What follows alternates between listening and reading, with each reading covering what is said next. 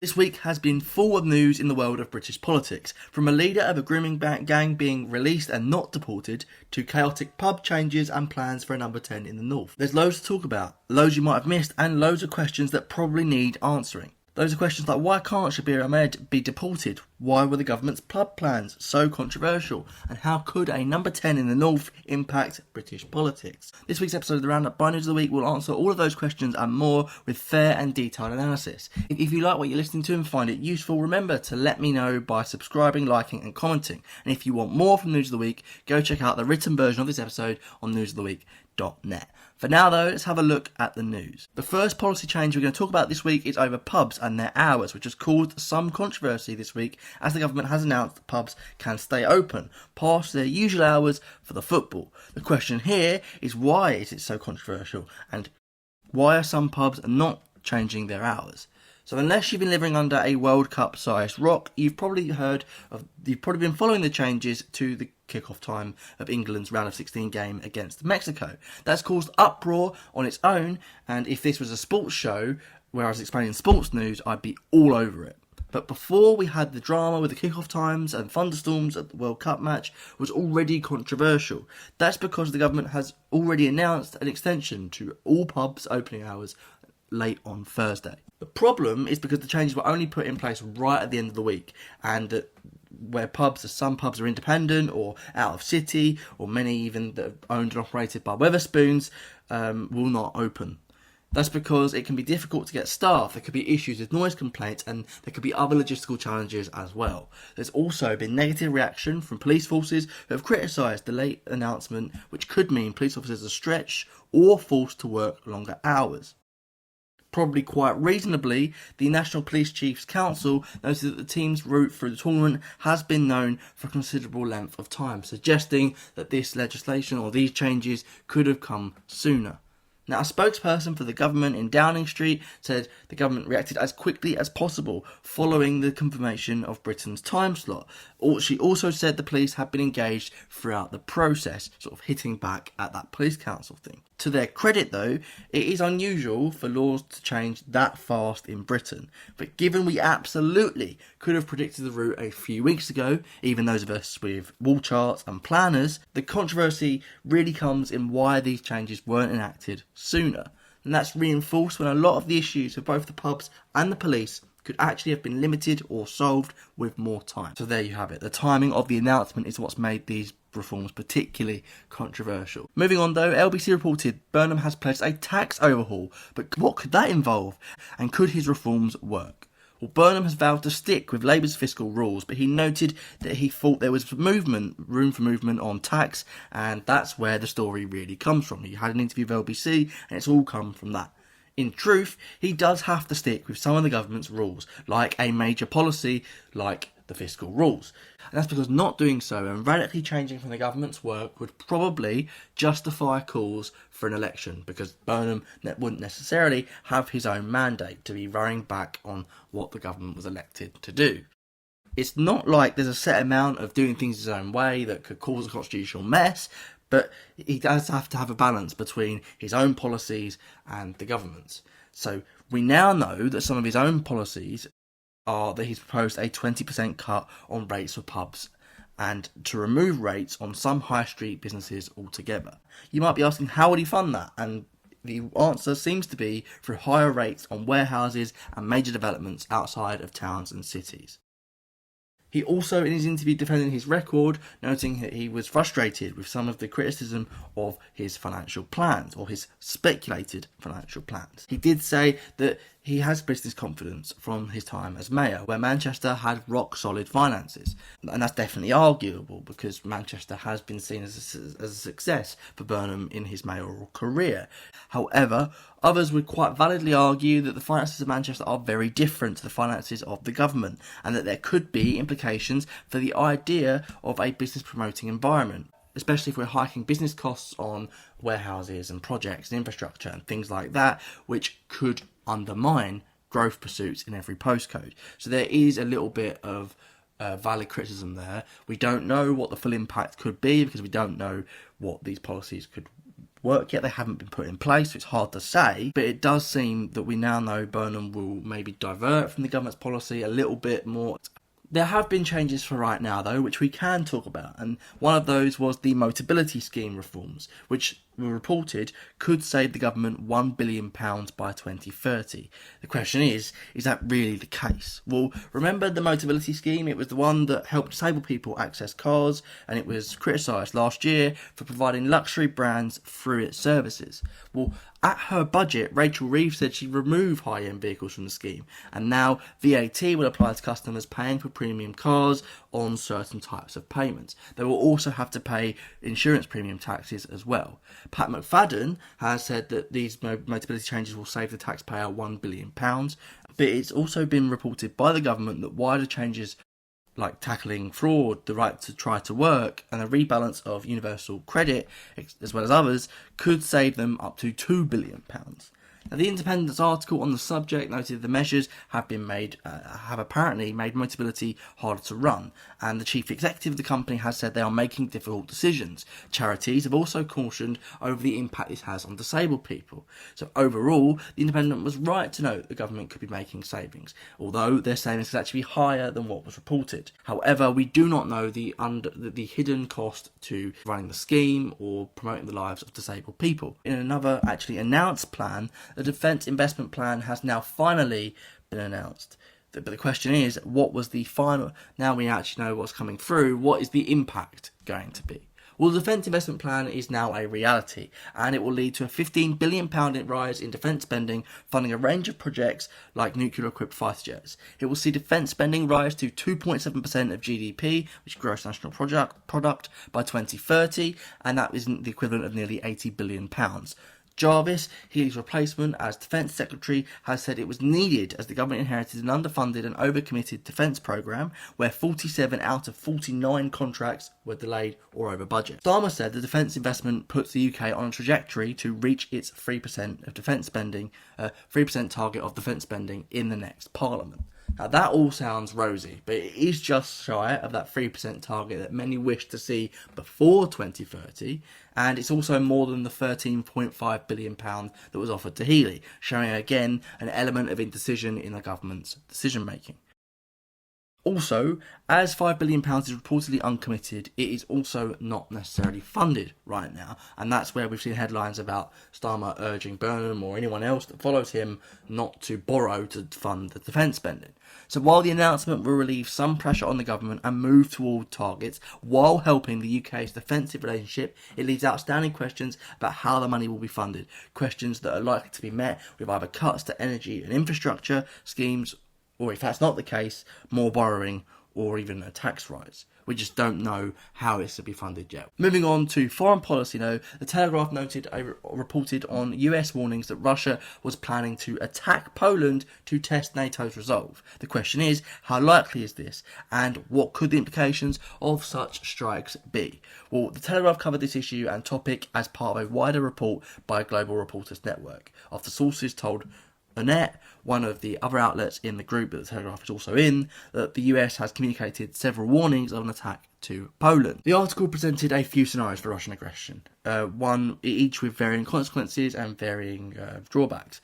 There could be a drone attack on critical infrastructure or a hybrid attack near the border, for example. These actions could theoretically be presented as a GPS failure or a failed rescue mission to retrieve a malfunctioning helicopter. The goal would likely be to force a negotiation from Poland and NATO rather than engaging in like a direct war and like a forceful response. One source has apparently told Reporters Network journalists that an attack could be presented as being undertaken by Ukraine, sort of switching the focus entirely. Russia's provocation would be limited by its war in Ukraine, and that it lacks the capacity to wage a war on NATO, which is probably reassuring given the circumstances. However, both Poland and the USA has recently conducted operations to warn Moscow of the scale of a NATO response. While the harmony of NATO has been tested in recent months, it seems plausible that a significant attack by Russia, which is being warned and watched by NATO, could quite quickly force the alliance to forget its internal issues over spending. Additionally, the NATO summit this month could serve as to re-cement relations internally,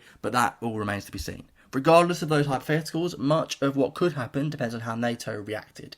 And in discussing the likelihood of all this, we should note that Russia has not committed to conducting an operation and that its forces are stretched by Ukraine. That, alongside the rise of an attack, the risk of an attack from NATO afterwards, seems to suggest that this is more on the unlikely side.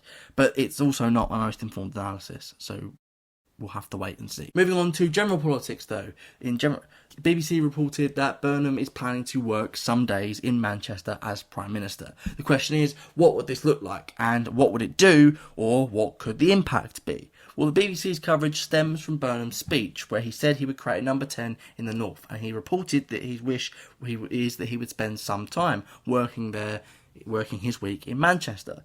The BBC said it's not clear whether he will work there for a set amount of days or whether the arrangement will be more informal, or even what creating a northern number 10 really entails. It seems like it will be a dedicated vehicle for regional devolution, something thought to be key to Burnham's plan to create growth in every postcode. I mean, it makes sense that if it was delivering and people saw it, that it would be symbolic and it would be popular. But in terms of its wider impact, it's obviously unclear what might happen in the future in terms of Labour's popularity and their record, or even how effective further devolution could be. There's also the argument that it could actually deliver some real devolution because it's like effective work, really effective focus work, and that could help too. We just don't really know whether it will pan out that way yet, and it's quite hard to say without knowing exactly how the arrangement will look, how the staffing will look and everything like that. Besides Burnham's workplace wishes, there has been significant Grooming Gang related news this week. To that end, The Guardian reported the leader of the Rochdale Grooming Gang could not be deported. But the question is, will this change? Well, The Guardian noted that Shabir Ahmed, aged 73, was released from prison this week, but that his victims were reportedly told he could not be deported, according to documents from the probation service. That's despite Ahmed being stripped of his British citizenship, and given he's a convicted rapist and a paedophile on top of no longer being a citizen, you might be asking, well, why can't he be deported? And the answer is historic immigration legislation, specifically the Immigration Act of 1971, which protected those who entered the country before 1973 and lived here for at least 5 years. Well, understandably, this has been met with criticism from the victims and their families, who there could be 50 of. It's also been met with quite a fierce political reaction too. For example, the MP for Rochdale, Paul Wall, called for his deportation. Burnham has also said that he will explore all options to deport deport Ahmed. The Conservatives have even suggested the UK should cut foreign aid to Pakistan if it fails to accept Ahmed's deportation, and that's something the government have noted. And this is something the government have noted, right? That Pakistan are generally hesitant to do a deal, but the government have said they're doing everything in their power to get him deported. Originally, the Home Office sought to reassure victims that Ahmed would be subject to strict licensing and conditions, but that's understandably not enough for some victims, or the political reaction that followed. In terms of whether he could be deported, there seems to be two main stumbling blocks. One is that the legislation is currently protecting him, and the second is that the logistics involved in deporting him. Well, the government, in theory, could quite easily amend the protective legislation. It's Parliament sovereign in this country. They have the majority. In theory, they can do that. If that's all that was needed, the whole situation could change quite quickly. However, it also seems like the deportation could only come with a shift from the Pakistani government, and the likelihood of this is a lot less certain. So, at the moment, we're just going to see strict licensing laws, and while it could change in the future, it is heavily dependent on what the Pakistani government will accept. Meanwhile, the Times reported on the Henry Nowak situation a few weeks ago, noting that his arresting officers are being investigated for gross misconduct. But the question is, will there be legislative changes, as some are calling for, following his murder? Well, this relates to an investigation from the Independent Office for Police Conduct, the IOPC. The IOPC investigates complaints against the conduct or practices of a police force. They say they investigate standards within police forces and hold them to account for their actions. In this instance, they're investigating whether officers breached professional behaviour standards, as well as a potential breach of standards on authority. As part of their investigation, they are reportedly also considering the effect the situation had on the public's confidence, as well as decision making within the control room, and whether the officers were influenced by the perception of prejudice and community tension. In terms of whether there will be a result in policy changes, or whether whether it will just be in standards, the IOPC can do this. They can identify that as part of their report and then recommend changes and enforce new standards. But we won't know whether they do that until their investigation concludes. So there's now an official investigation going on, which is looking into a range of factors relating to the police conduct, but we won't know more about the outcomes until it's finished. Finally, in news and stats and trends, the Times reported that the Tory leader Kemi Badenoch has sought advice from former Tory leaders to boost her performance. The question is, could this have an effect on the Conservative Party's electoral performance? Well, the Times reported that Kemi Badenoch has taken advice from every living Conservative leader except Liz Truss. Badenoch has taken advice on PMQs before. It's thought that this has led to a noticeable improvement in her performances. It's also thought that she is particularly interested in hearing from people like David Cameron. The reason for that is, according to a Tory source within the Times, due to the size of the government's majority and the Conservatives' small opposition in relative numbers. Given Badenoch has previously taken advice from former leaders and it's arguably worked for her in PMQ's performance, could taking advice help her even more? Well, yeah, in theory it could give the party greater credibility and greater ability to improve their position, as to some extent doing so requires strategy and tactics and decision making, and the experience and the ideological alignment that talking to former leaders could help with that. The issue is that it's hard to get away from the perspective that the party's short-term fortunes are decided by things like the government's performance and popularity, and the performance of the Conservatives on a local level, and even Reform's performance as well. So when you consider all of that, and then re-ask the question of whether Kemi's latest overtures will help the party electorally, the effect that they could have to Conservative rehabilitation seems at best helpful, but a secondary factor, and at worst minimal.